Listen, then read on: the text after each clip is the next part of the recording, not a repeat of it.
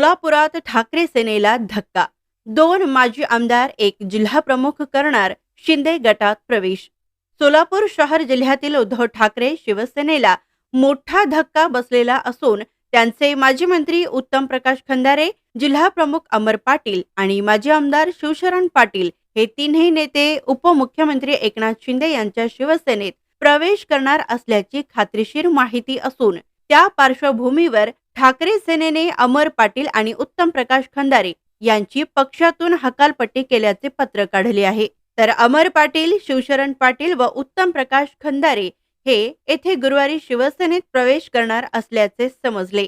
अमर पाटील दक्षिण तालुक्यातील नेते असून त्यांनी नुकतेच विधानसभा निवडणूक लढवली होती. यासह उत्तम प्रकाश खंदारे हे माजी मंत्री आहेत. शिवशरण पाटील एक माजी आमदार असून भाजपमधून त्यांनी विधानसभा निवडणुकीच्या दरम्यान अमर पाटील यांना पाठिंबा दिला होता. अमर पाटील आणि शिवशरण पाटील यांच्यामुळे दक्षिण सोलापूर तालुक्यात शिंदे गटाची ताकद वाढणार असून शहरात खंदारे यांना मानणारा मोठा वर्ग आहे. या 3 मोठ्या नेत्यांच्या जाण्याने उद्धव ठाकरे यांच्या शिवसेनेला मोठे खिंडार पडल्याचे दिसून येते.